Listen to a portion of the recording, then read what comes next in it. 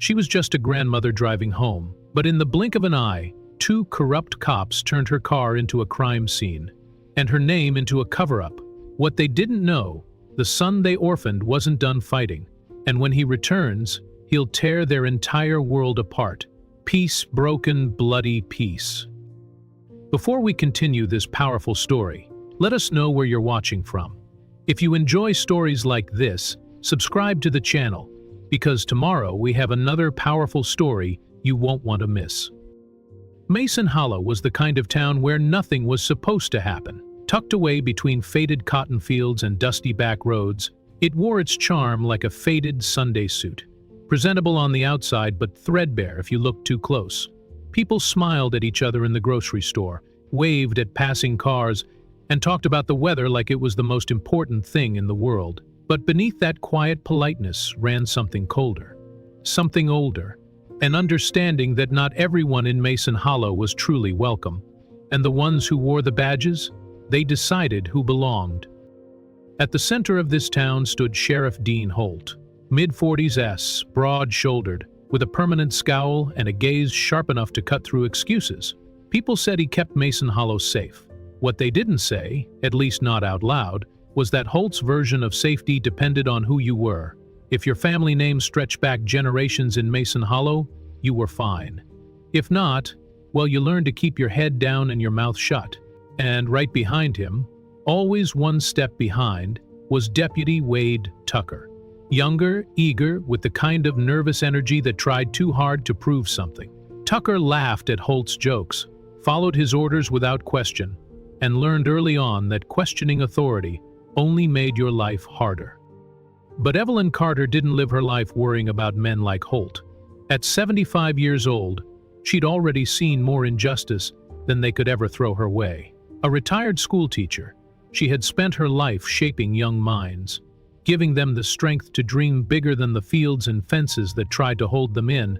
She baked cornbread for the church potluck every Wednesday, kept a jar of peppermint candies in her purse for the neighborhood kids, and sang hymns from the second pew every Sunday. Evelyn Carter wasn't wealthy, and she didn't hold any official power, but she was loved. And sometimes, in places like Mason Hollow, that was enough to make you a target. That Thursday night should have been like any other. Evelyn had spent the evening at her daughter Lisa's house, helping with homework, laughing over stories from the past, and sharing dinner as the sun slipped below the horizon. They talked about the upcoming spring festival, about planting tomatoes in the backyard, about little things that made life feel steady. When it was time to leave, she hugged her grandkids tight, promised she'd see them on Sunday, and stepped into her old sedan for the short drive home. The streets were quiet, the kind of quiet that wrapped around you like a blanket. Porch lights flickered in the distance, crickets sang beneath the trees. It was peaceful, safe, or so she thought. 2 streets over, Sheriff Holt and Deputy Tucker sat in their cruiser outside the Chrome Diner, sipping bitter coffee from stained mugs, watching the night roll by. For them, this was routine. Control the streets, remind people who was in charge. When Evelyn's car passed by, headlights cutting through the dark, something about it caught Holt's eye. Maybe it was the time of night. Maybe it was the driver's silhouette, unfamiliar in the glow of the streetlights. Or maybe it was just boredom twisted into suspicion. Whatever it was, Holt flipped on the cruiser's lights without hesitation. Red and blue flooded the quiet street like warning flares. "Let's see what we've got," Holt muttered, the corner of his mouth curling into a cold smirk. Tucker adjusted his seatbelt, his fingers tapping nervously against his thigh. Evelyn noticed the lights in her rearview mirror. A sigh slipped from her lips, soft but steady. She wasn't speeding, she hadn't missed a stop sign. But in Mason Hollow, innocence didn't protect you. She eased her car to the side of the road, shifted into park, and rolled down the window. The night air spilled into the car, cool and still, carrying with it a quiet sense of foreboding. She rested her hands on the steering wheel, fingers steady despite the pulse rising in her chest. She knew these streets. She knew the people who patrolled them, and yet, something about this moment felt different. Then the footsteps approached, slow and deliberate, boots crunching against gravel. The night, once peaceful, now held its breath. Sheriff Holt leaned down beside the driver's window, his hand resting on his holster like a silent threat. His voice cut through the night, sharp, clipped, already laced with suspicion. "Where you headed this late, ma'am?" Evelyn met his stare, calm but firm. "Just heading home, Sheriff, from my daughter's place." Her voice was soft, steady as church bells. But Holt wasn't looking for answers. He was looking for control. "License and registration," he barked, louder than necessary. His tone made it clear. This wasn't a conversation. This was an order. Evelyn nodded gently, moving slow, careful, deliberate. "Of course, Sheriff Liner, it's right here in my purse." She reached toward the passenger seat, her motions calm but cautious. She had done this countless times before, but tonight, caution wasn't enough. Behind Holt, Deputy Tucker shifted uneasily. He could feel it too, that rising tension in the air, thick and electric. Something in Holt's stance, something in the way his fingers twitched near his belt, told Tucker this was spiraling too fast. But he didn't speak, he just watched. Evelyn's hand hovered near her purse. She paused, glancing up once more. "Is there a problem, Sheriff?" And that question, those 5 simple words, lit a fuse Holt had been waiting to ignite. In an instant, Holt's hand snapped to his holster. His voice rose, sharp and cutting through the night. "Keep your hands where I can see them." Evelyn froze, heart pounding.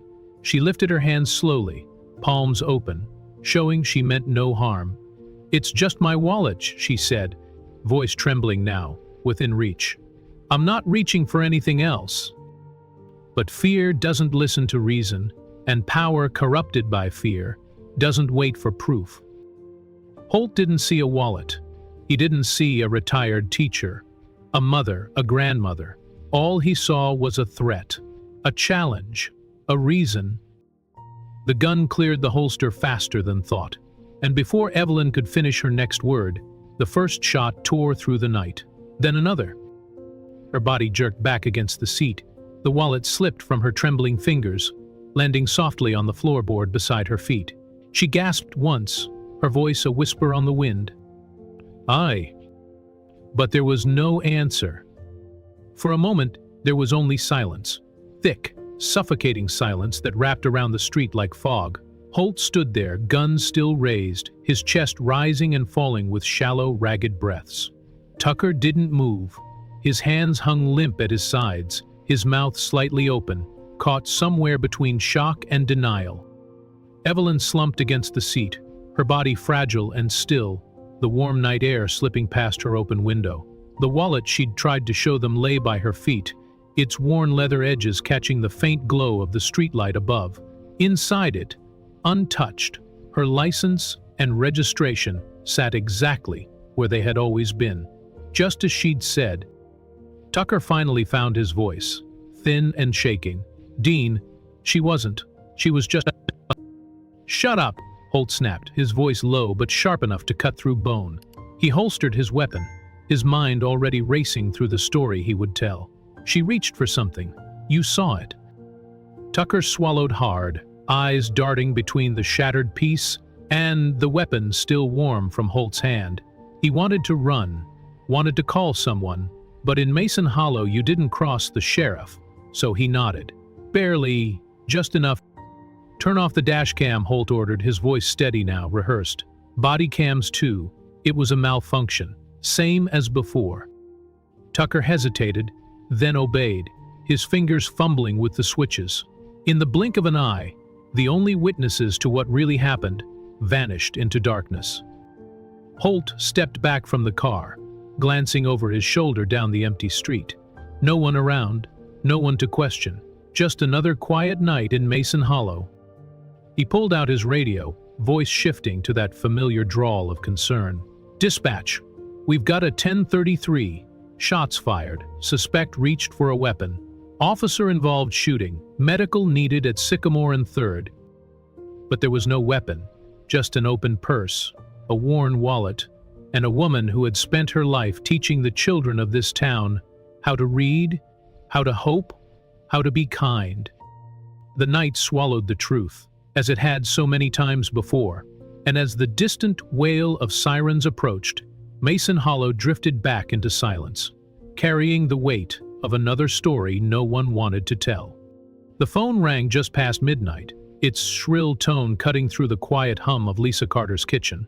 She had been sitting alone at the table, a cooling cup of tea in her hands, unable to shake the uneasy feeling that had crept over her ever since her mother left earlier that evening.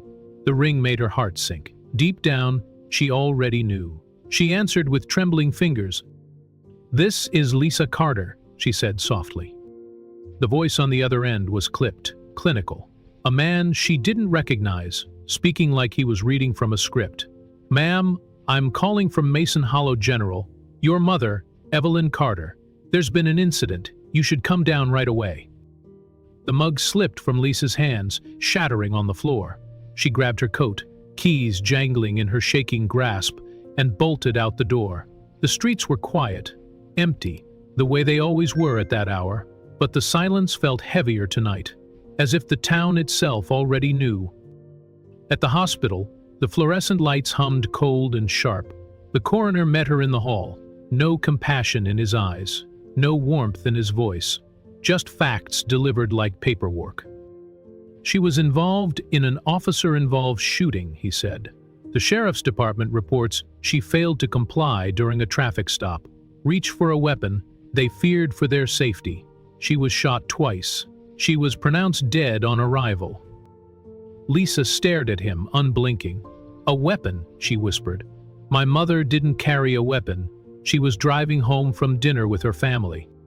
The coroner shrugged, indifferent. "That's the statement we have, ma'am." She stumbled back against the cold hospital wall, her breath shaking.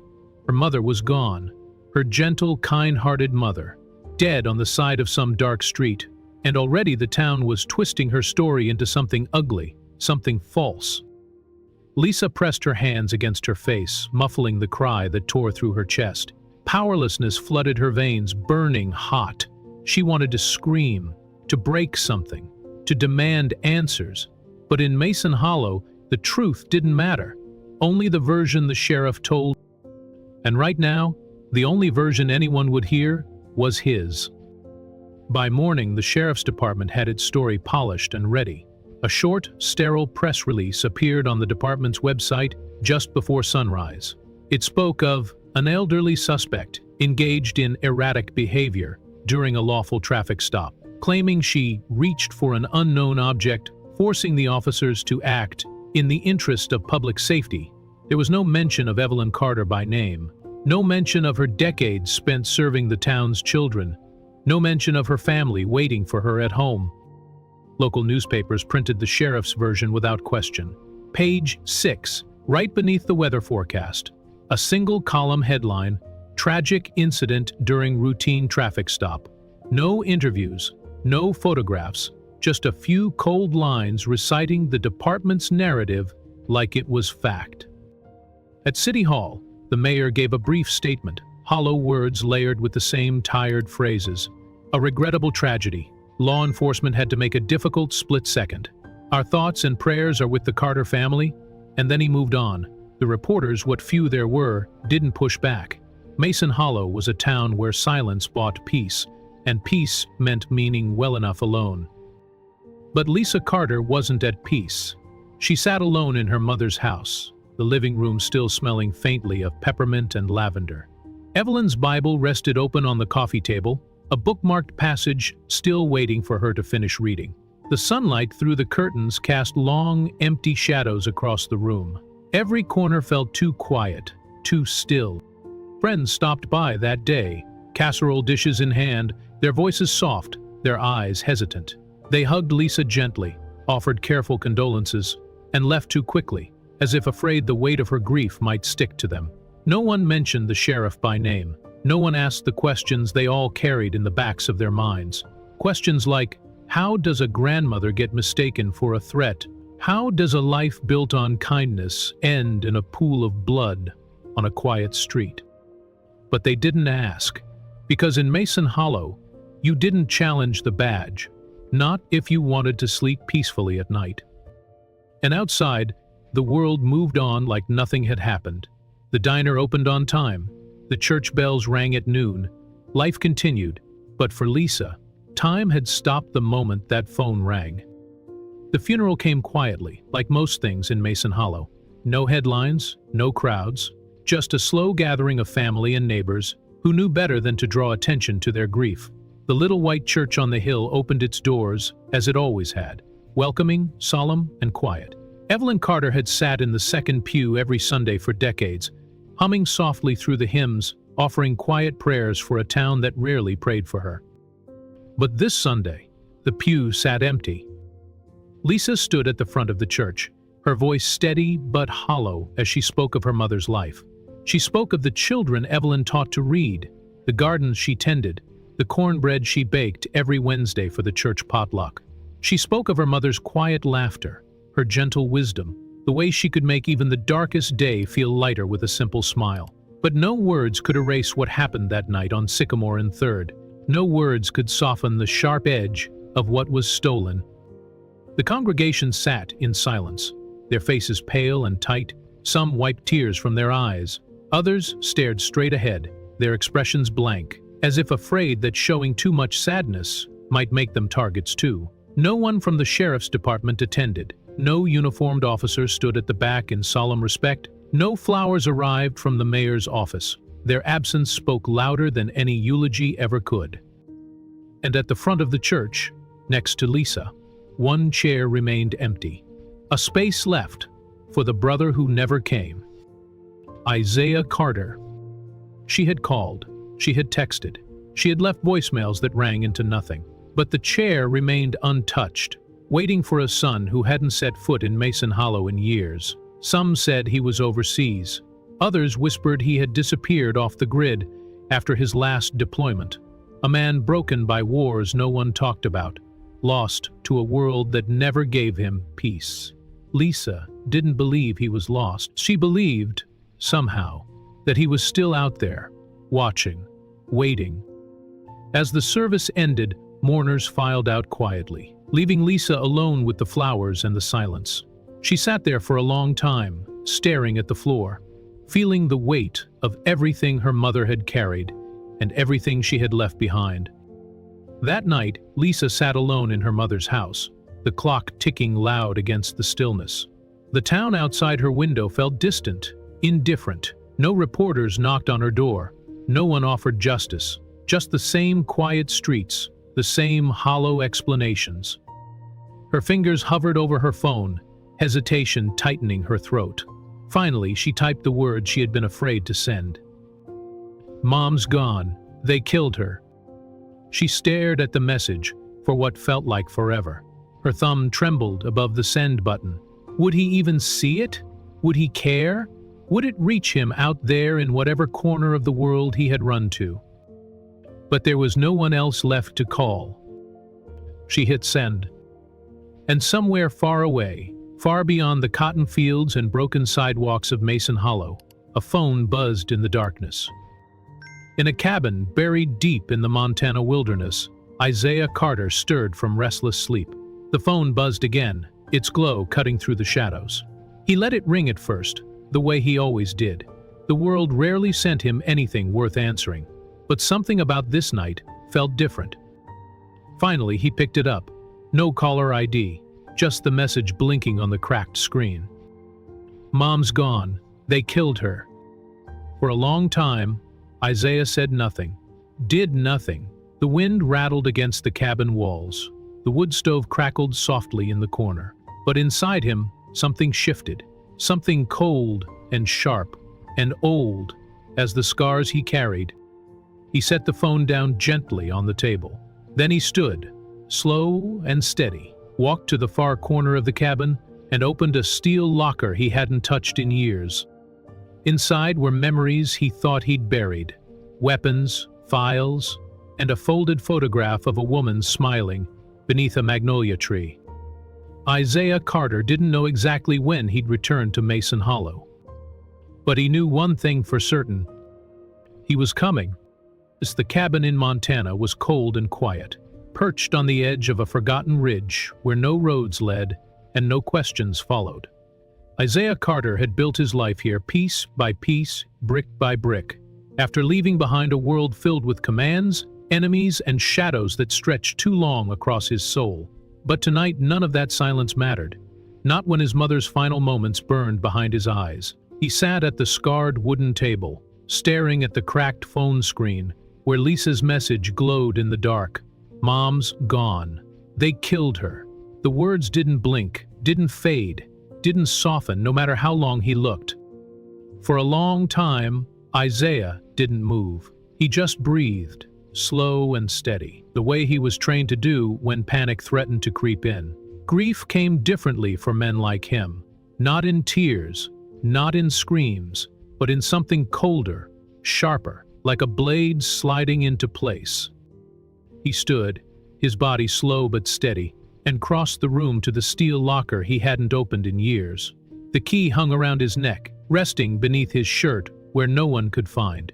He turned the lock with a soft click, and the door swung open to reveal the life he thought he had left behind. A black duffel bag rested on the top shelf, its edges worn, its purpose never forgotten. Inside, a handgun carefully oiled and wrapped in cloth. A compact assault rifle, broken down into parts. Field radios, encrypted drives, and an old military ID with his face younger, harder, untouched by the years that followed. But beneath it all was the one thing he hadn't touched since the day he left Mason Hollow. A faded photograph of Evelyn Carter, standing beneath the magnolia tree in front of their childhood home. Her smile caught in the sunlight, her eyes carrying that quiet strength he'd spent his whole life chasing. Isaiah sat on the edge of the cot, the photo resting in his hands.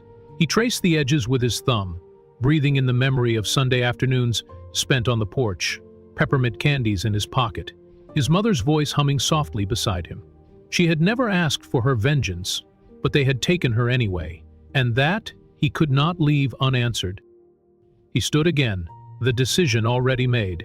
He began packing with calm precision, sliding ammunition into pouches, checking the weight of each weapon, folding his tactical jacket with care. He wasn't returning home to mourn, he was returning to dismantle the system that killed his mother. Isaiah hit the road before sunrise, the chill of the Montana air biting against his face. As he loaded the duffel into the back of his old pickup, the engine groaned to life, steady and familiar, carrying him away from the place he had built to forget. The cabin, the mountains, the silence, they faded behind him, swallowed by the long stretch of highway ahead. He kept his eyes on the road, his hands steady on the wheel. No music, no radio, just the hum of tires against asphalt and the steady rhythm of his thoughts. Mile after mile blurred into memory. He passed abandoned gas stations with cracked windows, rusted silos standing like grave markers against the sky, and small towns where the lights barely flickered in the night. The rain started somewhere outside of Nebraska, soft at first, then steady, drumming against the windshield like a metronome counting down the hours. The wipers swept back and forth, back and forth. But nothing could wipe away what Mason Hollow had become, or what Isaiah remembered. Flashbacks hit him in pieces, like broken glass pressed against his mind. He saw himself 20 years younger, crouched behind enemy lines, waiting for the right moment to strike. He remembered the faces of men who thought they were untouchable, commanders who hid behind power, warlords who ruled through fear, officials who smiled as they traded lives for profit. And he remembered what it felt like to bring them down, piece by piece, with no warning and no mercy. Mason Hollow wasn't a war zone, but in some ways it was worse, because the people hiding behind badges and titles weren't foreign enemies. They were neighbors. They were men who shook your hand on Sunday morning and locked your family in fear by nightfall. Isaiah clenched the wheel tighter, his knuckles white against the cold. He thought of Lisa, alone now in that small house where they grew up. He thought of the empty seat at the funeral, and most of all, he thought of Evelyn, her laughter in the kitchen, her voice calling him home when the streetlights flickered on. He had stayed away to protect them, to keep his darkness from touching their light. But now his absence had cost them everything. The miles stretched on, endless and unforgiving. Isaiah didn't stop to rest. He didn't stop to eat. He drove through the night, through the storm, through the weight of his own regret, because some ghosts don't stay buried, and when they rise, they come for blood. By the time he crossed into Alabama, the rain had slowed to a mist, clinging to the windshield like smoke. The sky was pale gray, the first light of dawn creeping over the horizon. He could feel Mason Hollow pulling closer with every turn of the tires. And he knew. This wasn't home anymore. It was a battlefield. The sun was barely rising when Isaiah Carter rolled into Mason Hollow. The town looked just as he remembered, frozen in time beneath the long shadows of the cotton fields and crumbling storefronts. Rusted mailboxes leaned against sagging fences. The old courthouse clock tower still ran 5 minutes slow, and the air it carried that same heavy stillness, like the whole town was holding its breath, waiting for something to break. Isaiah didn't drive straight to his sister's house. He wasn't ready for that yet. There were places he had to see first, wounds he had to reopen. He turned onto Sycamore Street, the tires of his truck crunching softly against the cracked pavement. Each street sign, each corner, carried a memory, but the one that mattered most waited just ahead. He stopped at the corner of Sycamore and 3rd, the place where Evelyn Carter's life ended beneath the flicker of a broken streetlight. The intersection was empty now, quiet and clean.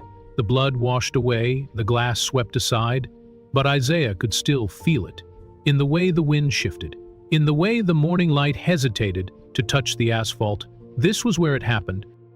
He stepped out of the truck, boots hitting the pavement with slow, steady purpose.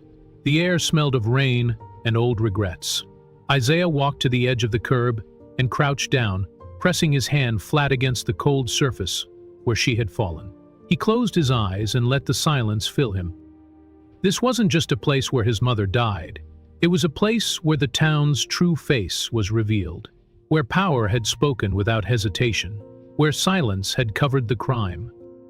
He stood slowly, his shoulders square against the morning breeze. His eyes swept across the empty streets, seeing not just what was, but what needed to be dismantled. Sheriff Holt, Deputy Tucker, the entire machine that let this happen. They thought Mason Hollow was theirs. They thought they could bury what they'd done beneath paperwork and fear. But Isaiah Carter was home now. And he wasn't here for peace. He was here for justice. Isaiah Carter didn't rush his next move. War taught him that patience was power. You didn't strike until you knew every angle, every weakness, every routine so well that the enemy's next breath was predictable. He spent his first 2 nights in Mason Hollow watching from the shadows, sitting in his truck behind the shattered mechanic's shop, moving between alleys and rooftops wide enough for a ghost to disappear. And what he saw confirmed what he already knew. Sheriff Holt and Deputy Tucker weren't just corrupt. They were comfortable. They laughed too loud, moved too slow, like men who believed they had already won. Every morning around 7, they rolled into the Chrome Diner on Route 16, same booth in the corner, same waitress pouring the same burnt coffee. Holt with his back to the window, Tucker fiddling with his phone, their badges flashing beneath the yellow light like trophy. They didn't hide their power, they flaunted it. Holt bragged about fixing parking tickets for his cousin. Tucker laughed about cleaning up the streets and keeping the wrong kind of people in check. They spoke in half-truths and open threats, daring anyone to question them.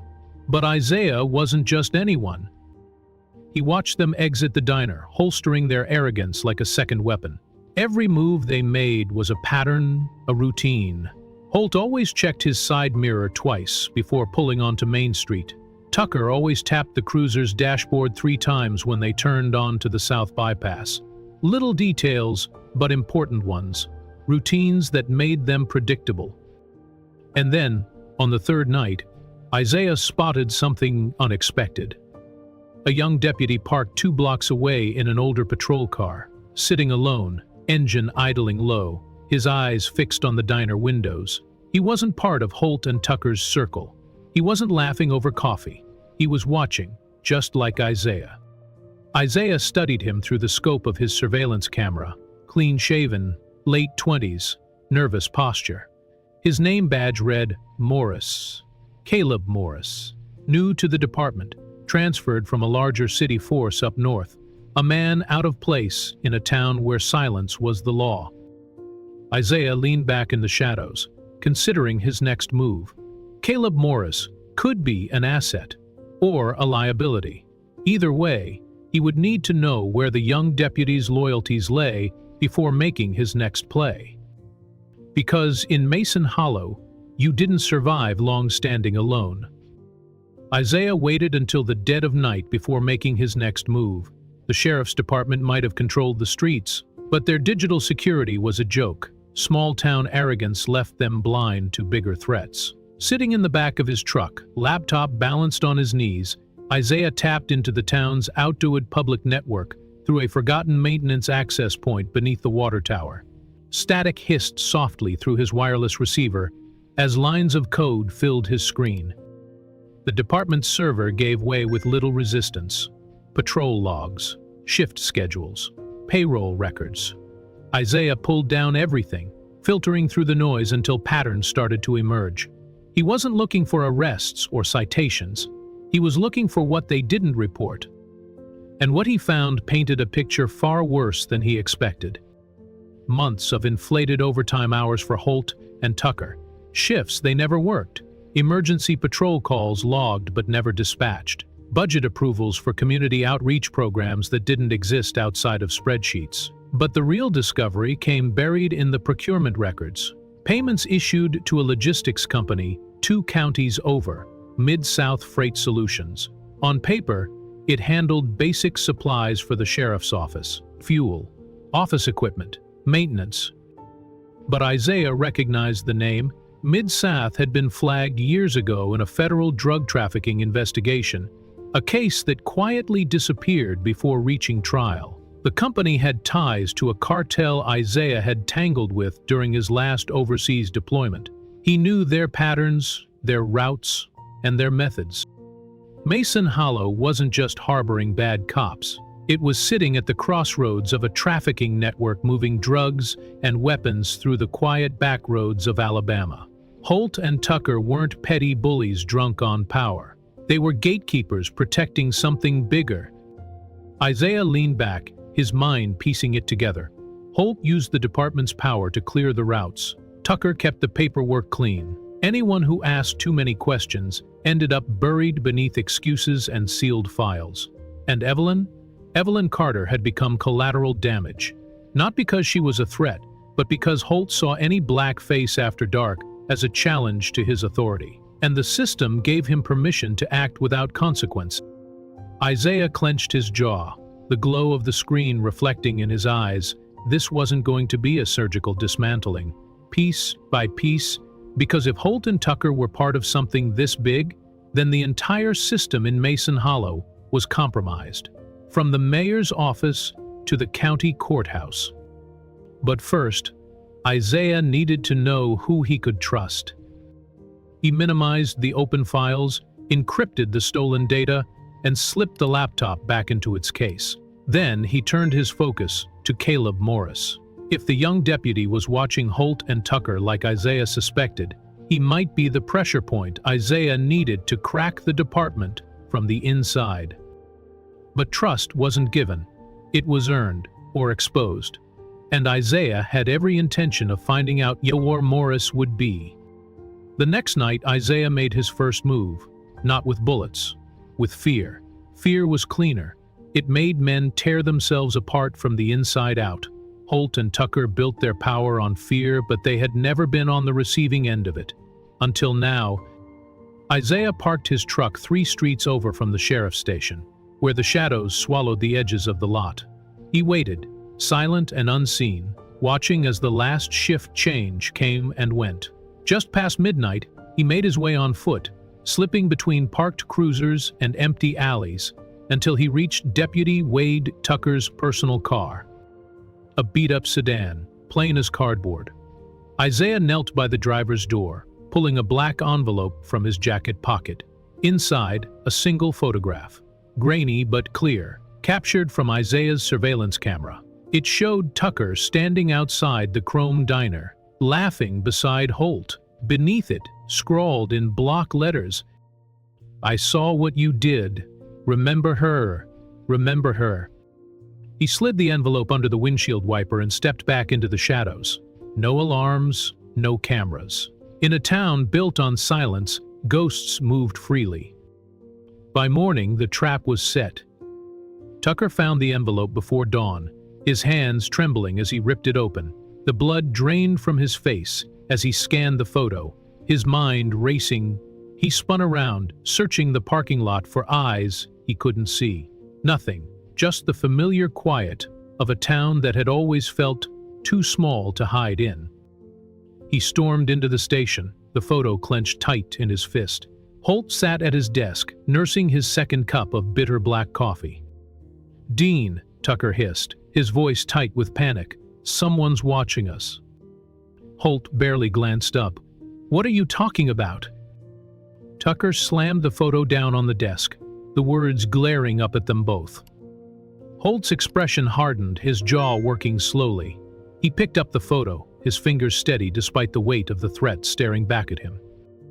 "Probably some wannabe activist stirring up trouble," Holt muttered.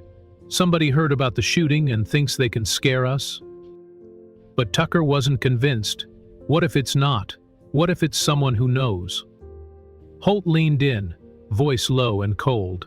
"Then we find them first." But Isaiah was already gone, watching from 2 blocks away through the scope of his surveillance rig. He watched Holt grit his teeth, watched Tucker shift nervously in his seat. And Isaiah knew. They were off balance now, looking over their shoulders, second-guessing their power. Exactly where he wanted them. Because this was only the first step. Fear cracks faster than bone, and once men like Holt and Tucker start feeling hunted, they make mistakes. Big ones. Isaiah packed up his gear as the sun rose over Mason Hollow. He slipped away down the back roads, his mind already moving 2 steps ahead. The hunt had begun, and the next time he showed his face, it wouldn't be a warning. It would be war. Isaiah didn't come for chaos, he came for precision. He spent the next few nights rewiring Mason Hollow's routine until the town's law enforcement moved exactly the way he wanted.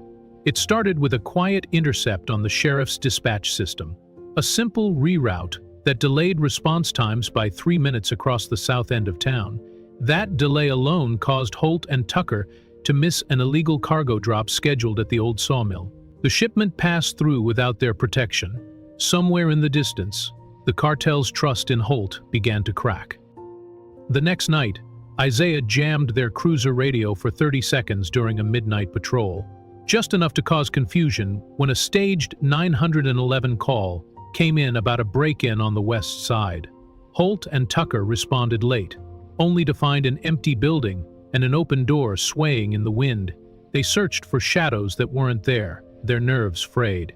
Their paranoia bringing. Isaiah watched from a rooftop 2 blocks away, cataloging their frustration. He planted false alarms like seeds across the county line, a report of suspicious figures at the grain silo, a burned-out truck parked by the old textile mill. Every time Holt and Tucker thought they were cleaning up loose ends, they found nothing but empty spaces and cold air. It wasn't about wasting their time. It was about breaking their rhythm, taking control of their world, inch by inch, until they couldn't tell where the ground shifted beneath their feet. And in the quiet moments between, Isaiah watched the rookie. Deputy Caleb Morris drove his patrol car with caution, his eyes always scanning the streets Holt and Tucker never bothered to look at. Morris stayed away from the diner where they laughed over coffee. He lingered outside churches and schoolyards, places the sheriff's office had abandoned long ago. Isaiah followed at a distance, noting how Morris lingered at the corner of Sycamore and 3rd, how he sat in his cruiser, staring at the pavement where Evelyn Carter fell. One night, Isaiah left a message on Morris's windshield, just a simple note, written in block letters. "Do you really believe them?" The rookie found it after his shift. He read it 3 times, his jaw tight, his eyes scanning the empty streets. And in that moment, ISI saw the crack he was waiting for. Caleb Morris wasn't blind to what was happening. He just didn't know which side he was on yet. But he would. Sheriff Dean Holt didn't like feeling powerless. For a man who had ruled Mason Hollow like his personal kingdom, the cracks in his authority felt like a sickness spreading beneath his skin. Every missed drop, every false call, every delayed dispatch, they weren't accidents. Holt could feel it. Someone was moving pieces behind his back. Someone who knew his roots, his habits, his weaknesses, and Holt hated it. The anger came fast and sharp. In the sheriff's station, he slammed fists against desks, barking orders no one dared question. He pulled deputies into his office one by one, demanding answers they didn't have. Patrol schedules were rewritten 3 times in a single day. Routes were doubled back, radios were checked and rechecked. But the patterns still slipped through his fingers. And Wade Tucker? He was falling apart faster than Holt could hold him together. Tucker hadn't slept since the envelope. The photo, the message, the quiet streets watching him. It was enough to hollow out his nerves. He jumped at shadows, fumbled his sidearm during drills, and snapped at fellow deputies for no reason. Every time he drove past Sycamore and 3rd, his hands tightened on the wheel, and he couldn't stop seeing her face. Evelyn Carter's face still. The guilt clawed at him in the quiet moments, but fear kept him silent. Holt's voice in his ear, cold and commanding. "We protect our own, Wade. Don't forget who gave you that badge." But even Holt's confidence was starting to crack. When the logistics company called to ask why their shipments were being delayed, Holt lied through his teeth. Mechanical failures, road closures, temporary interference from state patrol. But he knew the cartel's patience wouldn't last. If their money stopped flowing, they wouldn't send lawyers. They'd send something worse. The paranoia spread like wildfire. Holt started carrying a second weapon. He slept in shifts, lights on, doors locked. He ordered Tucker to scan the cruiser for tracking devices every morning. He doubled patrols in areas where nothing ever happened. But deep down, he knew none of it mattered. Because this wasn't a rookie journalist poking around where she didn't belong. This was a ghost, a hunter, someone who knew how to disappear and how to make men like him wish they had never been found. And then, one night, Holt's phone buzzed with a text from an unknown number. No words, just a photo. His cruiser parked at the Chrome Diner, a red circle drawn around his head. That was when Holt finally understood. He wasn't in control anymore. He was being hunted. Isaiah waited until the paranoia had hollowed them out, until Holt's pride was cracked and Tucker's nerves frayed to breaking. Only then did he set the trap. It began with a forged dispatch call, routed through the sheriff's emergency line. A report of a suspicious van parked outside the abandoned grain silo on the south end of town. Same place where their cartel shipments used to pass through unnoticed. The voice on the other end of the call was distorted, impossible to trace, but the coordinates were precise, the timing perfect. Isaiah planted the bait, knowing exactly how Holt would respond. Alone, no backup. Holt trusted no one now, not after the threats and the missed drops, and he was too stubborn to admit the cracks in his armor. That night, Isaiah rigged the intersection at Elm and Grant, the same intersection where Evelyn Carter was gunned down, with everything he needed to turn routine into reckoning. Tire spikes laid flat beneath the shadows, ready to spring up beneath the cruiser's wheels. A radio jammer set to activate the second they turned the corner, cutting them off from dispatch. Surveillance drones hovering above, capturing every angle what was about to unfold. He parked his Usuye 2 blocks away, engine cold, windows dark, checked his watch. The timing was everything. At precisely 11:47 p.m., Holt and Tucker rolled out of the Chrome Diner. Same booth, same bad coffee, same hollow laughter trying to drown out their fear. Holt gripped the wheel tighter than usual. Tucker's fingers tapped against the dash in a frantic rhythm. They didn't speak much. There was nothing left to say.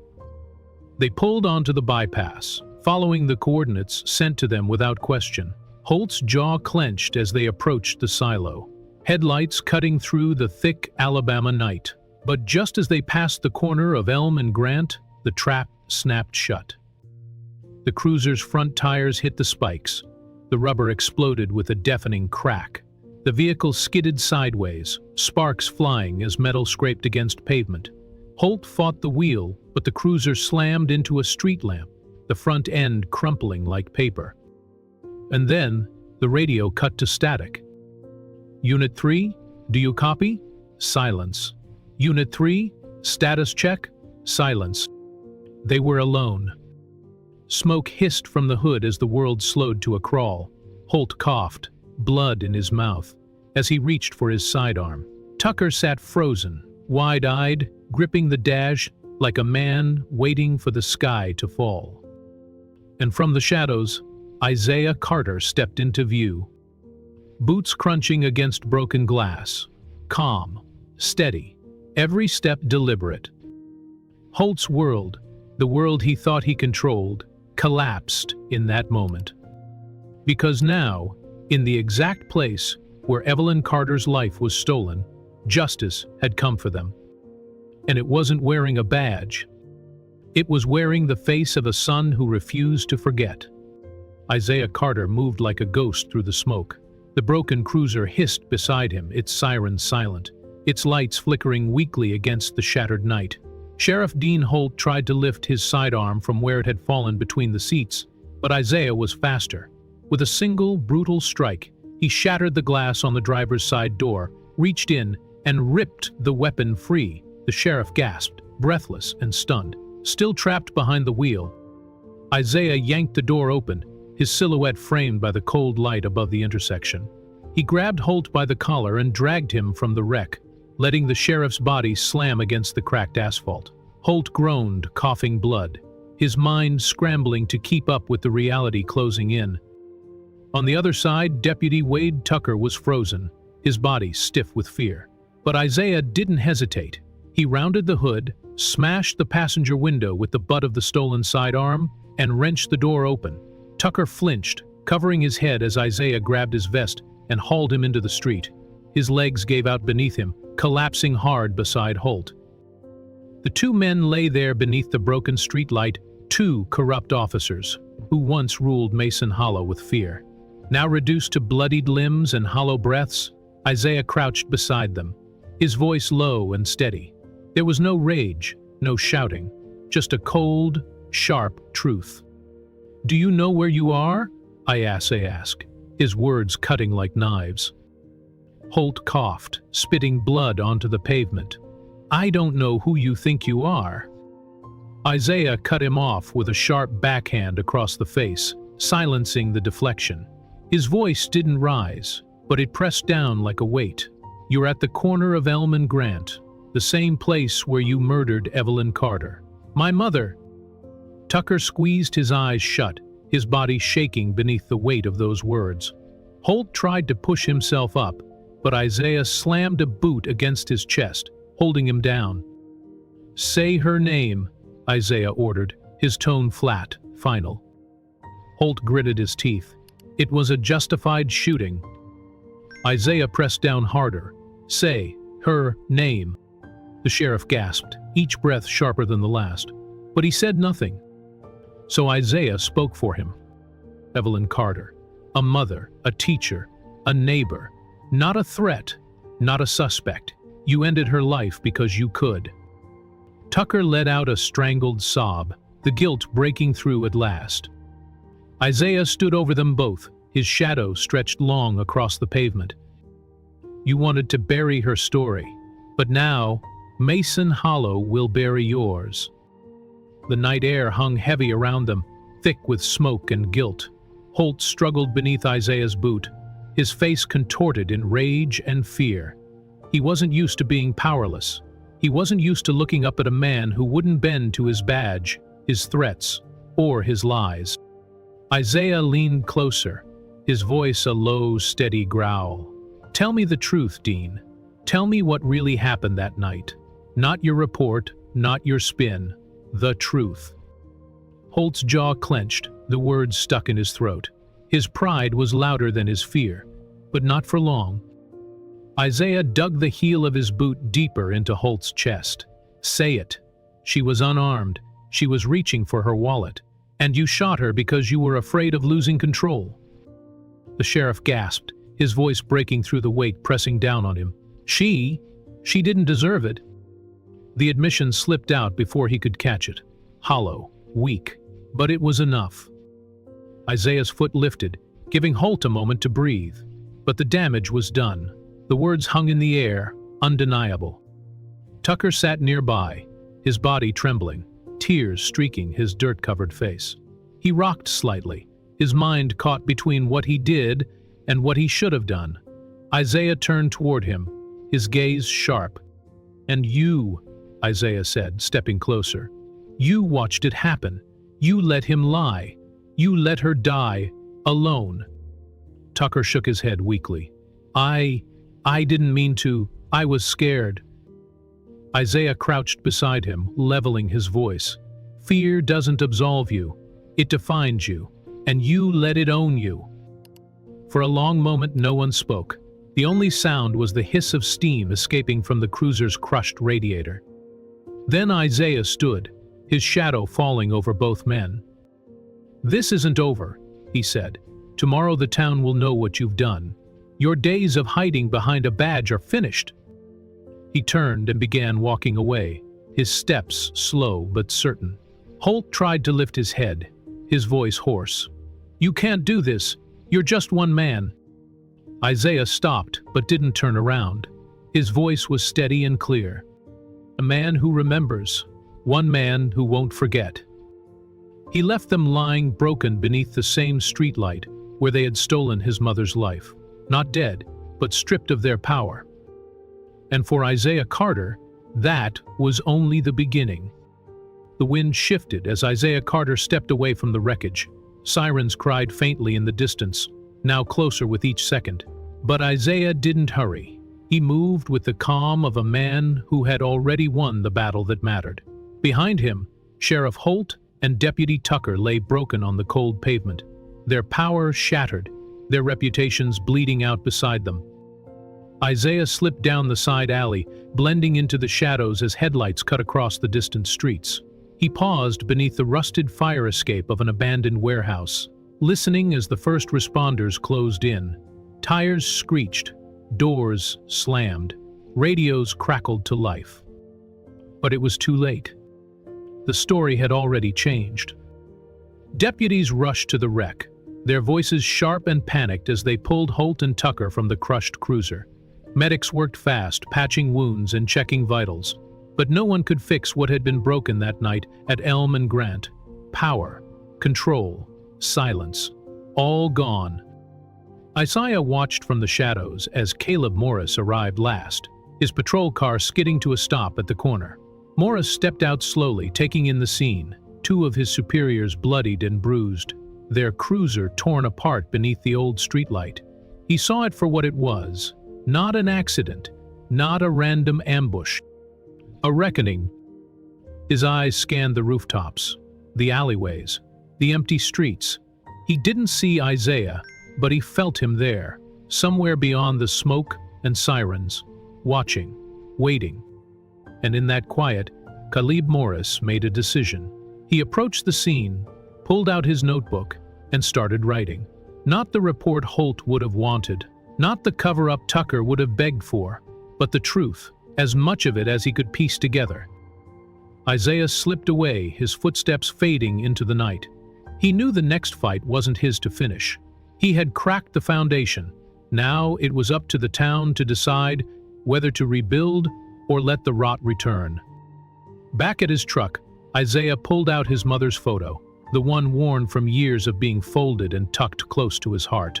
He stared at her smile beneath the branches of that old magnolia tree. The pain didn't fade. It never would. But tonight, at least, there was justice. He tucked the photo back into his jacket and started the engine. The hum of the motor filled the silence. As he pulled away from Mason Hollow, the streets behind him slowly filled with voices. Confused, frightened, search they couldn't spin into silence anymore. And in the quiet miles ahead, Isaiah Carter knew his war wasn't over. But for tonight, Evelyn Carter's name would not be forgotten. Not in Mason Hollow. Not ever again. Maya Reyes had been waiting years for this crack in Mason Hollow's silence. She wasn't born here, but she understood its quiet better than most. For years, her articles had been buried beneath the classifieds, dismissed as noise in a town too afraid to listen. But when she heard about the wreck at Elm and Grant, when she saw the photos of Holt's mangled cruiser and the broken bodies of men, this wasn't an accident. It was a reckoning. She spent the next 48 hours pulling every thread she could find. The dispatch logs from that night didn't match the sheriff's statement. Radio transmissions went dead for exactly 32 minutes, just long enough for something to happen without oversight. Patrol logs vanished from the digital record hours after the wreck. Holt's body camera, offline. Tucker's cruiser cam, malfunctioning. Again, too many missing pieces. Too much déjà vu. So she wrote. Her first article hit the Mason Hollow Gazette at dawn. The headline stretched bold across the page. Sheriff's silence, what happened at Elm and Grant. She didn't accuse. She didn't speculate. She just laid out the facts. The missing footage, the unexplained dispatch gaps, the cruiser found far from its patrol route. People read it over morning coffee, folding the pages in trembling hands. In the diner, folks spoke in whispers at first. At the school, teachers exchanged quiet glances in the halls. At church, heads bowed lower, prayers spoken with a little more weight. No one could ignore it. Maya didn't stop there. That night she posted a follow-up on her blog, where the town's younger voices gathered in the shadows of social media. She named the spot where Evelyn Carter had been killed. She reminded them all of the woman who brought cornbread to church and peppermint candies to the schoolhouse steps. She asked the question the town had been too afraid to say aloud. Who protects us from the people sworn to protect us? The next morning, a hand-painted sign appeared on the courthouse lawn. Justice for Evelyn. Just 3 words. Simple, clear, impossible to ignore. And for the first time in years, Mason Hollow's silence cracked. But Maya knew this was just the beginning. Truth had slipped out. Now it was her job to make sure it didn't get buried again. By the end of the week, the courthouse steps were covered with signs, some painted on scraps of cardboard, others carefully lettered on poster board. The messages were simple, but they said everything Mason Hollow had kept buried. Justice for Evelyn. Silence is complicity. Who protects us now? They appeared overnight, left by hands too tired of waiting, too tired of pretending. High school students, church elders, teachers who had worked beside Evelyn Carter. Even those who had never spoken up before found themselves holding signs in trembling hands, standing shoulder to shoulder beneath the courthouse clock tower. And slowly, the whispers became voices. The diner, once the town's gossip hub, became its truth teller. Over coffee and biscuits, people started naming what they knew. The unmarked cars that rolled through town in the middle of the night. The kids who'd been pulled over for walking home too late. The way Holt had smiled when no one else was watching. And bit by bit, the stories that were once dismissed as rumor became threads of something bigger, something undeniable. At the sheriff's station, the atmosphere shifted from arrogance to fear. Deputies who once laughed at Holt's crude jokes now spoke in hushed tones, avoiding eye contact, wondering how much longer they could protect themselves from the storm outside. Some called in sick. Others handed in their badges quietly, slipping away before the questions found them. And in room 304 of Mason Hollow General Hospital, Sheriff Dean Holt watched his empire collapse through the glare of a flickering television screen. His shoulder wrapped in bandages, his ribs taped tight, he sat propped against the hospital bed as the evening news aired drone footage of the protest outside the courthouse. He clenched his jaw until the pain spiked behind his eyes. The mayor called twice that day, his voice sharp and anxious. "We need to get ahead of this, Dean. Tell them it was an ambush, a gang hit, anything." But Holt knew no gang would waste this much time twisting the knife. And worse, He felt the control slipping through his fingers. The badge didn't shield him anymore. Not from this. His world was unraveling, and there wasn't a single loyal deputy left who could hold it together. Outside the hospital walls, the town he thought he owned was waking up. And they were calling his name, but not in reverence. In warning. The mayor, trying to contain the fallout, called a press conference. He stood on the courthouse steps, flanked by council members and nervous aides, his voice tight as he promised a full review of the sheriff's department policies and swift action against any misconduct. But no one believed him. Not after years of silence. Not after Evelyn Carter's blood stained the street, and the department's cameras just happened to go dark. In the crowd, Maya Reyes stood near the front, her pen poised, her eyes sharp. She wrote down every hollow word, every weak promise. But what mattered more was the crowd behind her. They weren't dispersing. They weren't quieting down. They were waiting. Waiting for the truth. Waiting for someone to finally tell it. And Maya knew, when the next story dropped, Mason Hollow wouldn't be able to hide anymore. Caleb Morris stood alone in the back of the crowd, his patrol jacket zipped tight against the cold morning breeze. He watched the mayor's press conference unfold like a poorly rehearsed play. The same succipled phrases, the same forced concern, the same lie they had always told Mason Hollow. We have it under control. But they didn't. Not anymore. Caleb's mind was a storm. He thought about the missing footage, the falsified reports, the terrified glances exchanged in the locker room, and most of all, he thought about Evelyn Carter, the way her name had disappeared from Holt's official version of the story, erased like she never mattered.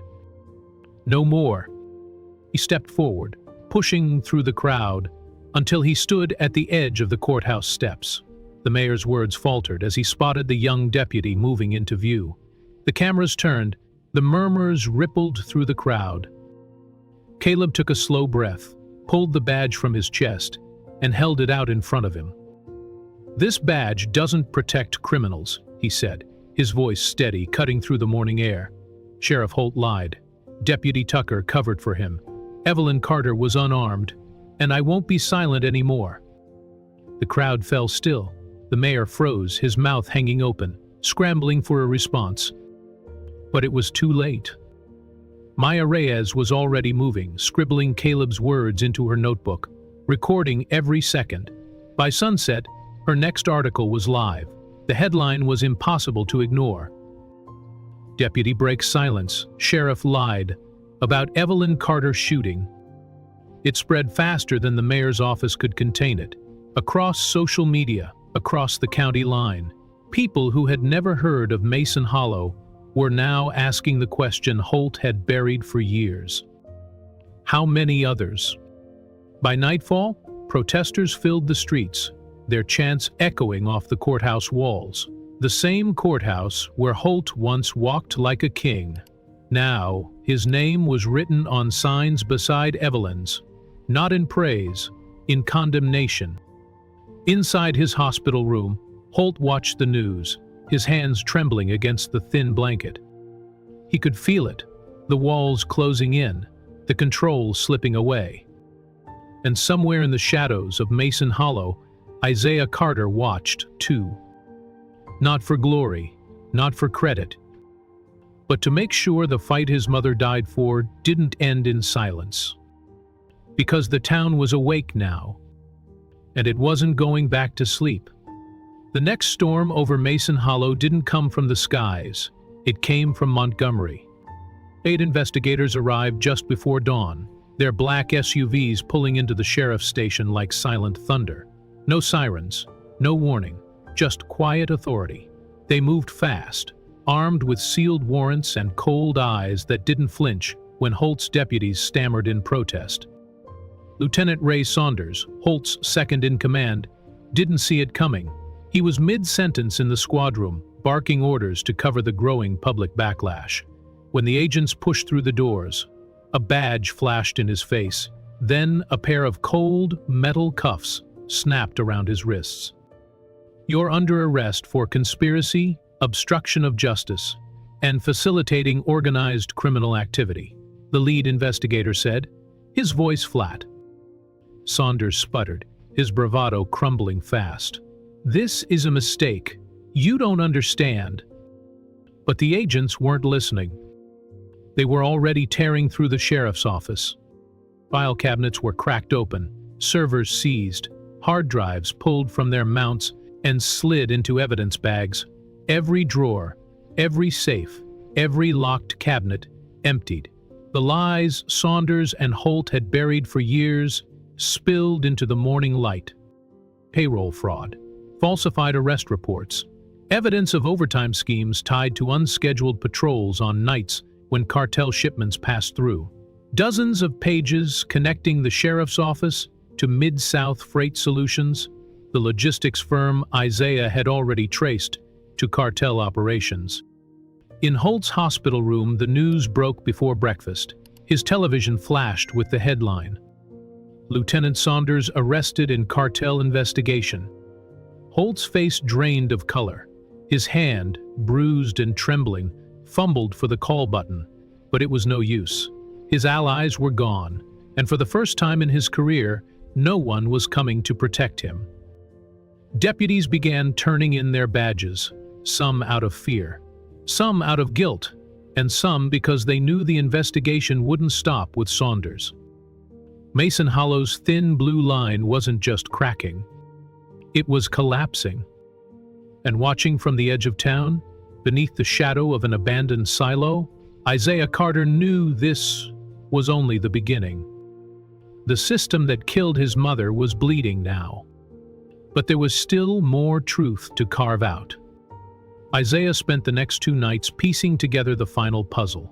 From his makeshift surveillance rig in the mechanics lot, he intercepted encrypted texts between Saunders and Mid-South Freight executives.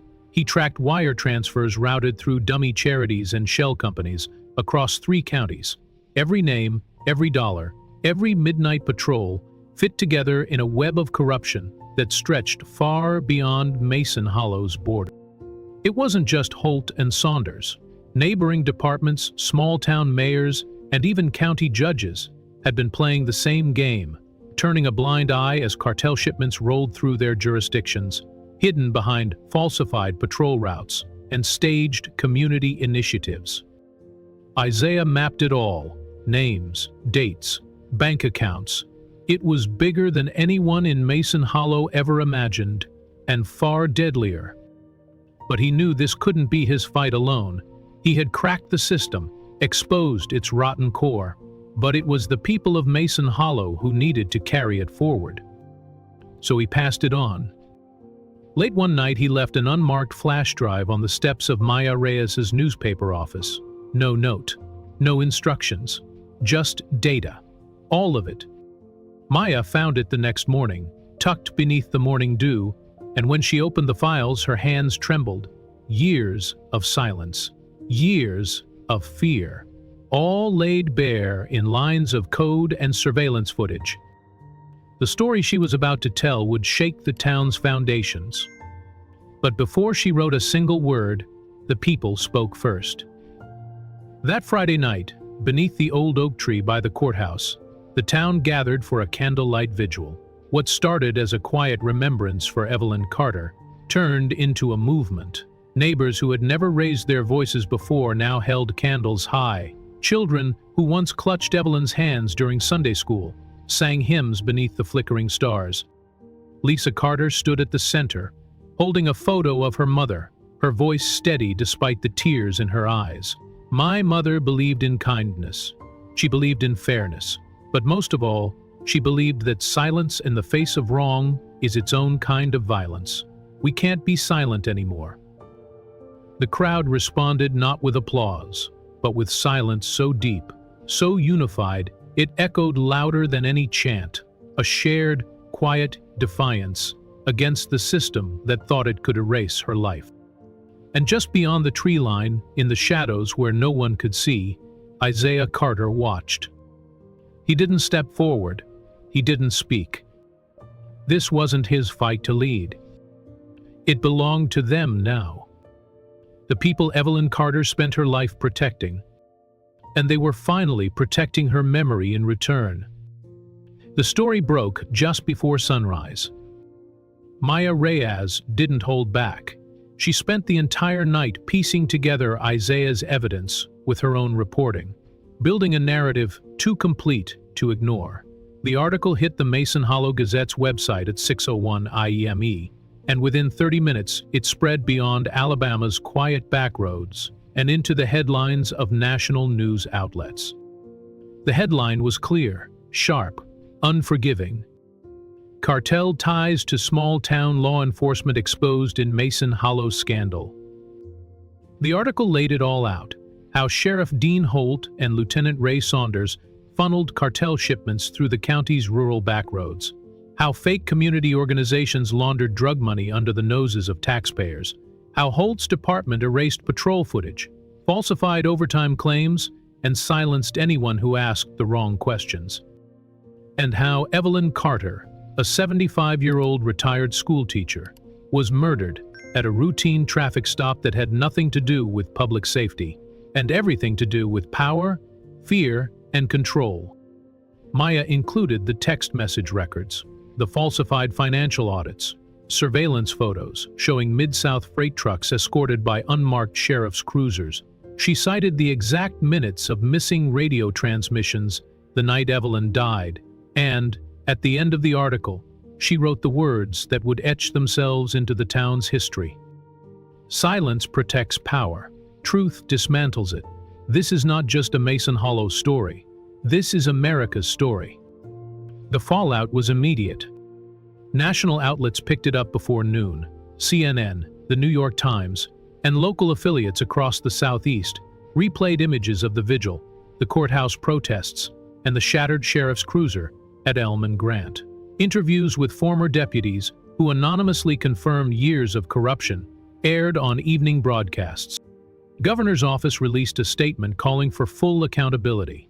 The state attorney general launched a sweeping investigation into rural law enforcement corruption across multiple counties. Federal agents were dispatched to review cartel activity that had operated in plain sight, protected by badges and titles. And Mason Hollow, the town that once whispered behind closed doors, now spoke loudly in the streets.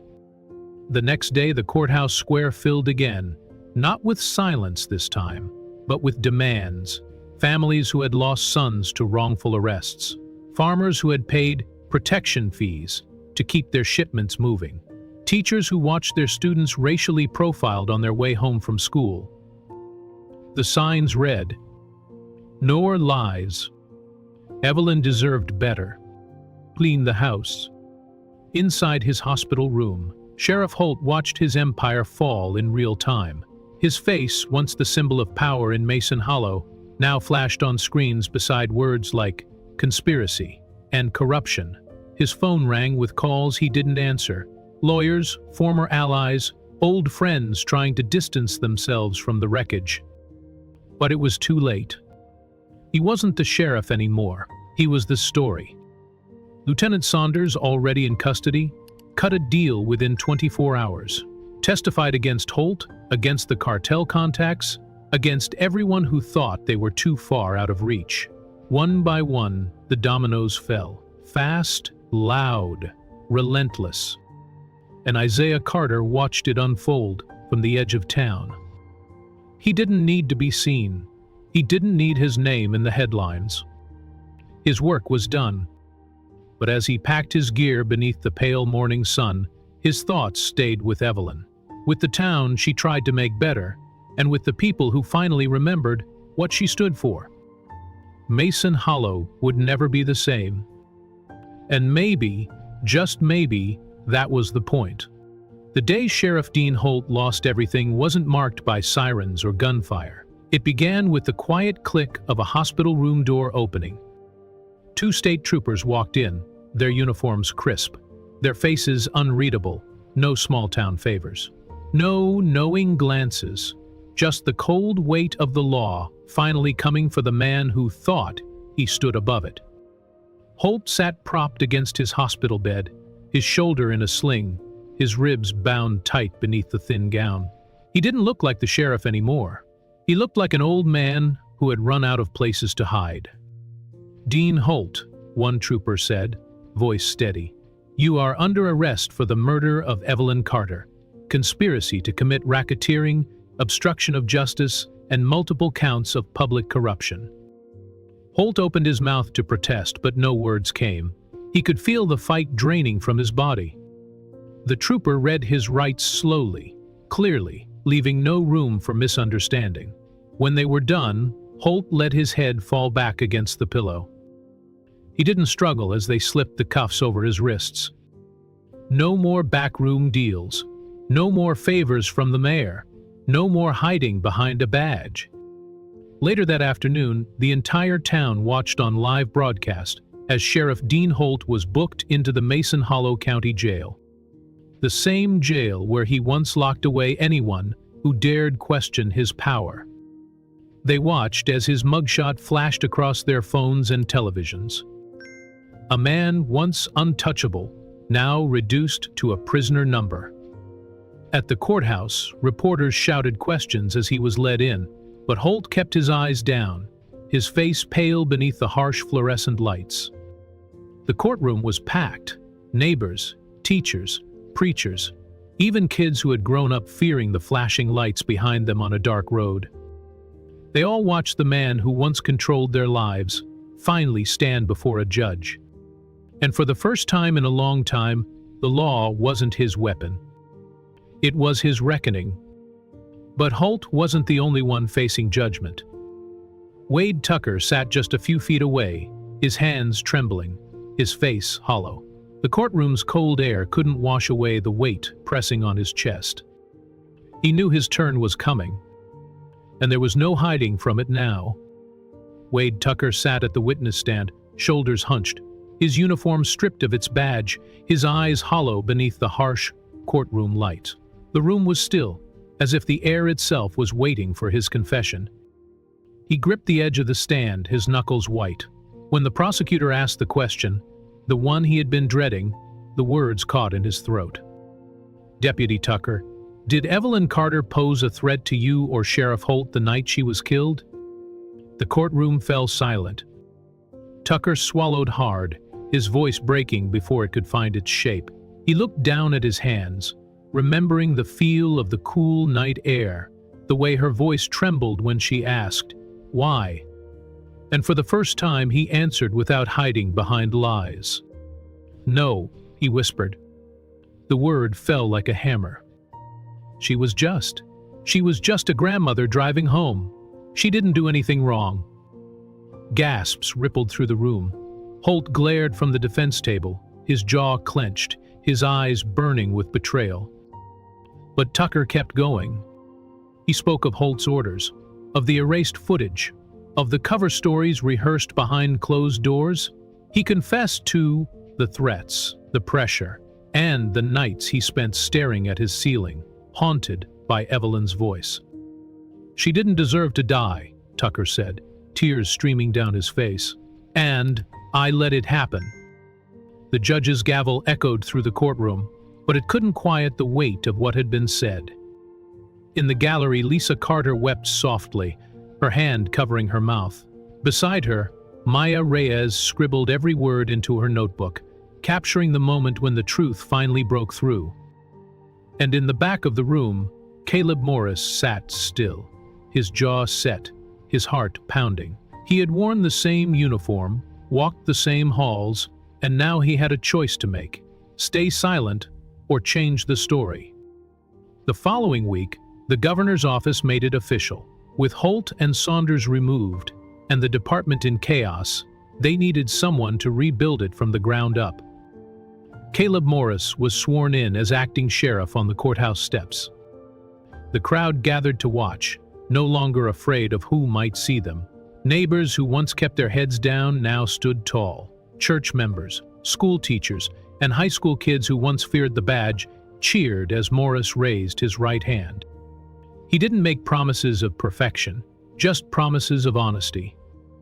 "We'll rebuild this department with transparency," Morris said, his voice steady against the crisp afternoon air, "and we'll remember the people we failed, starting with Evelyn Carter." The crowd erupted in applause, not because the work was done, but because, for the first time, it had finally begun. That night, Morris walked the streets of Mason Hollow not as a man feared, but as one watched. People nodded from their porches, children played without looking over their shoulders, and the shadows that once ruled the town felt just a little thinner. But Morris knew the fight wasn't over. Reform didn't happen overnight. Trust didn't rebuild in a single speech. He carried the weight of that responsibility in every step. And somewhere beyond those streets, in the quiet woods outside of town, Isaiah Carter packed the last of his gear. He had done what he came to do. He didn't need a thank you. He didn't want one. This wasn't about glory, it was about justice. And justice, finally, had found its way to Mason Hollow. Isaiah Carter waited until the town fell quiet. No headlines, no flashing lights. Just the wind rustling through the trees as the sun dipped low against the horizon. He drove the long road toward the cemetery where his mother was buried. The streets of Mason Hollow passed by in silence. The cracks in the sidewalks, the faded storefronts, the courthouse where men like Dean Holt once ruled. But tonight, those streets felt different. Not heal, but beginning to heal. The cemetery sat on the edge of town, tucked behind an old stone wall, where the grass grew wild and uneven. Isaiah parked beneath the heavy branches of a magnolia tree and stepped out into the cool evening air. He walked alone, his boots crunching softly against the gravel path. Evelyn's grave sat beneath a simple headstone, her name carved into smooth stone, surrounded by fresh flowers left by neighbors and strangers alike. A single candle burned at the base, flickering against the gathering dusk. Isaiah crouched beside the headstone, his hands resting on his knees, his heart heavy but steady. He pulled a small peppermint candy from his coat pocket, the same kind she used to carry in her purse, and placed it gently beside the flowers. For a long time he said nothing, just listened to the wind, to the quiet peace she always carried in her presence. Finally, his voice broke the silence. "I kept my promise, Mommy," he whispered. "They know now. They'll remember." He let the words hang in the air, carried by the breeze, carried by memory. Isaiah stood slowly, his fingers brushing across her name one last time. And then, without looking back, he walked toward his truck. There were no goodbyes, no final speeches. Evelyn would understand. She always did. As he drove out of Mason Hollow, the town stretched out behind him, smaller now, but lighter somehow. He didn't belong here anymore. His work wasn't in the spotlight, wasn't in speeches or newspaper headlines. It was in the cracks, in the spaces where silence once lived, where people now spoke up instead of looking away. At the edge of town, Isaiah paused, looking back one last time. The courthouse clock tower stood tall against the twilight sky. Beneath it, the courthouse steps where Caleb Morris had been sworn in, where the town had finally woken up. Isaiah smiled, just a little. He turned onto the highway, the road unfolding in front of him like an empty canvas. Somewhere out there, another Mason Hollow waited. And when it did, Isaiah Carter would be ready. But for now, he let the road carry him forward. With the wind in his hair, the past behind him, and Evelyn Carter's memory lighting the way ahead. Mason Hollow woke to a new sound that morning. Not sirens, not silence, but voices. Real, honest voices filling the streets. People who once crossed to the other side of the road when they saw a deputy now stood openly on courthouse steps, painting murals, holding town halls, and demanding a better future. On the brick wall beside the town's only grocery store, a mural of Evelyn Carter stretched 10 feet high. Bright colors framed her warm smile, her hands outstretched, holding both a book and a peppermint candy. Around her face, children played in the painted fields of cotton and magnolia trees, symbols of both Mason Hollow's troubled past and its uncertain but hopeful future. Below the mural, someone had painted 3 words in bold letters. Deserved better. It became more than just a tribute. It became a promise. The sheriff's department didn't look the same anymore. Gone were the good old boys club meetings in the back office. Gone were the midnight shipments and silent cover-ups. Caleb Morris opened the doors wide. He brought in recruits from outside Mason Hollow, young officers who hadn't grown up under Holt's shadow. Men and women who saw the badge not as a shield against accountability, but as a promise to serve. Transparency became the department's new motto. Body cams stayed on. Patrol logs went public. The Community Oversight Board, led by local teachers and church leaders, reviewed every arrest and traffic stop.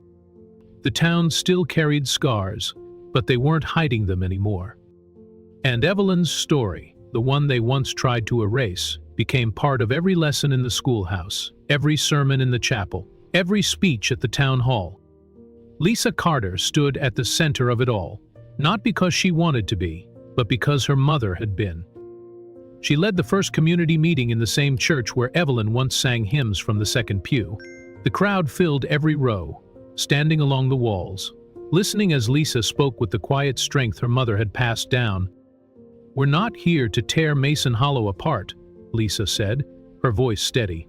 "We're here to build something better from the pieces they tried to bury. My mother didn't ask for much, just fairness, just kindness. Let's not waste what she gave us." The applause that followed wasn't loud or frantic. It was steady, honest. The kind of applause that says, "We're finally listening." While Mason Hollow began to heal, Maya Reyes was already looking beyond its borders. She sat alone in the Gazette office late into the night, scrolling through files Isaiah had left behind. Names of other towns, other sheriff's departments, other streets where lights flickered and stories went untold. Places where people like Evelyn Carter never got their names written on a mural. Maya stared at the screen, exhaustion tugging at her eyes. But she couldn't stop. She knew Mason Hollow was just the first crack in a much larger wall. The same corruption Holt and Saunders built didn't end at the county line. It stretched through forgotten highways, dusty courthouses, and backroom deals. She picked up her pen, circled 3 town names, and began outlining her next investigation.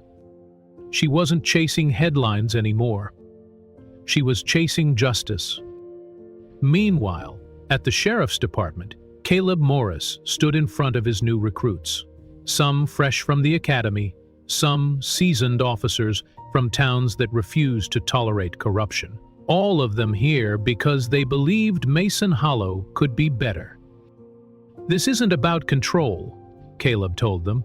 "It's about service, about remembering who we work for." He implemented new training programs, emphasizing de-escalation, empathy, and accountability. Community ride-alongs replaced secret patrols. Officers met with pastors, teachers, and business owners, rebuilding trust one conversation at a time. But it wasn't easy.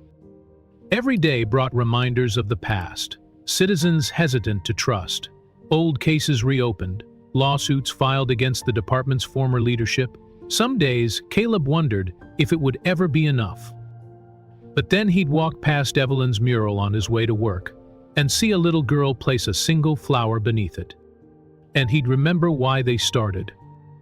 The courthouse, once a place of whispered deals, now held open town halls. People asked hard questions, and this time the answers weren't rehearsed. Change came slow, uneven, but it came. And as the weeks turned to months, Mason Hollow stopped being the town where Evelyn Carter was murdered. It became the town where her memory changed everything. But one voice was missing from the celebration, one figure who didn't attend the candlelight vigils, the town meetings, or the new sheriff swearing in. Isaiah Carter. He stayed in the background, letting the town stand on its own feet. His fight had never been about being seen. It was about making sure no one else was invisible. On his last night in Mason Hollow, He stood at the edge of town, watching as porch lights flickered on. Children's laughter echoed down quiet streets, and the mural of his mother glowed beneath the streetlights. It wasn't perfect, but it was better. And sometimes, that's enough. He turned toward the open road, his silhouette fading into the night. But his mother's story? That would stay. The sun broke gently over the Alabama horizon as Isaiah Carter steered his old pickup down the winding back roads. The first light of morning cut through the fields, stretching shadows across the asphalt like long-forgotten memories. He rolled down the window, letting the warm air carry the scent of magnolia and freshly turned soil. This was still home, in its own broken way, but it wasn't his place to stay. Isaiah drove in silence, the hum of the engine his only companion. His mother's photo sat tucked in the glove compartment, folded carefully beside an old peppermint candy, wrapped in faded red and white stripes. He glanced at it briefly, a quiet smile brushing the corner of his lips.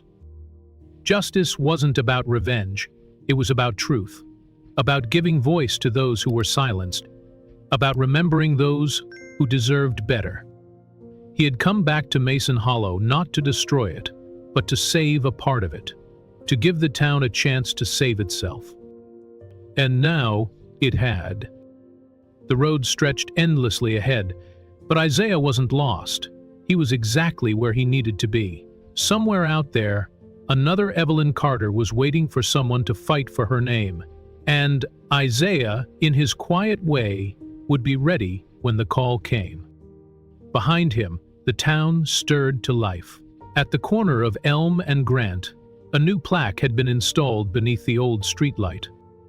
In memory of Evelyn Carter, a life stolen, a town awakened. May we never forget. Beneath it, fresh flowers rested beside a small pile of peppermint candies, placed there by children who never got the chance to know her smile, but carried her kindness forward anyway. The mural on the grocery store wall caught the first rays of sunlight, casting Evelyn's face in gold, and beneath it, the town moved on. Not perfectly, but better. Lisa Carter stood beside the mural that morning, sipping her coffee in the cool dawn air. She smiled as neighbors passed, tipping their hats, waving good morning. For the first time in months, the weight on her shoulders felt a little lighter. Her mother's legacy wasn't just a story now, it was a movement. In the distance, Maya Reyes packed her camera bag, her next investigation waiting beyond the county line. The work wasn't done. It never would be. But thanks to Evelyn Carter, and to Isaiah's quiet war, Mason Hollow had found its voice. And in the quiet fields outside of town, Isaiah Carter disappeared into the dawn, the wind brushing against his face like a whisper from the past. He didn't need to look back. He already knew what he'd left behind. A town that remembered. A town that finally stood for something. And far beyond the horizon, where the sky burned gold and crimson, the story wasn't over. It was just beginning.